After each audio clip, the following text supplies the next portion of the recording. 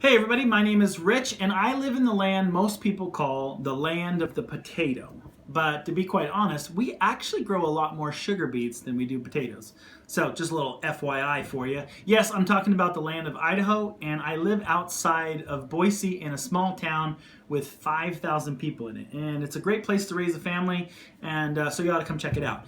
So what do I do as an entrepreneur? Well, I do quite a few things, but one of the things I really enjoy is helping people take technology that seems real difficult to use and make it simplified for them. Social media, videos, things like that. And so I really enjoy helping people take their business to the next level, especially in a way that they felt was completely difficult and overwhelming to them. So how did I become a Christian, and what was the turning point? Well, I'll save you a long story, but let me condense it for you. I was raised in a Christian family. There were seven kids in this family, and one day my father just said, "Listen, we're all getting saved." And I'm okay. What's saved? I don't know. I'm about 5 or 6 years old at the time.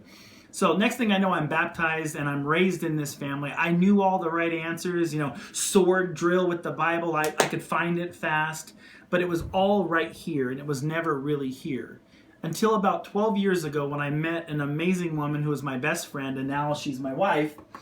I was a district supervisor of Five Gold's gyms in Oregon, and I moved there and I asked her to come move with me. And so as a Christian, I found a church. And again, it was right here, right? So I go to this church. Check this out. I've never been there before. The pastor starts preaching a sermon about men who say they're Christians, but they don't lead.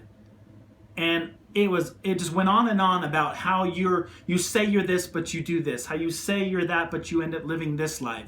And I'm telling you, I don't know if somebody called ahead and say, "This guy's showing up, you need to preach a sermon that's going to convict him," but it happened.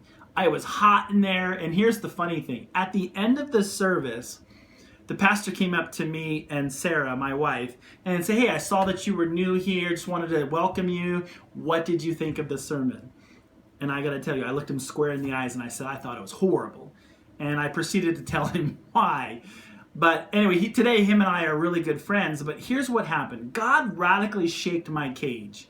And Sarah, my girlfriend at the time, we were married the very next Sunday after church. Because God totally got a hold of my heart and said, "Listen, you need to stop playing games and you need to live your life as the way I'm calling you." And so what I like to say, I was soundly saved that Sunday. And what's funny is it was 4/4/04.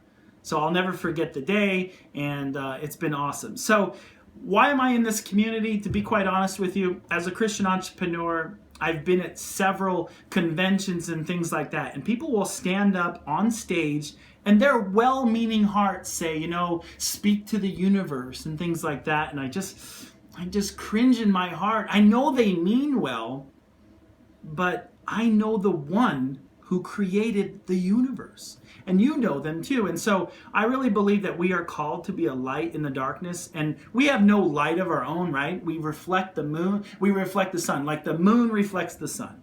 So we are to reflect Him to the world. And so I am so thankful that I found this community, and I believe God led me to it. So I'm looking forward to getting to know you. I appreciate Mila Davis. I think I said her name wrong. I'm sorry. But I appreciate you putting this together, and I know God will bless you for what you're doing. So thank you for doing that. I look forward to getting to know you all, and I'm sorry that I rambled a little bit, so I will end this video. But nice to meet you all. I look forward to connecting with you. God bless you.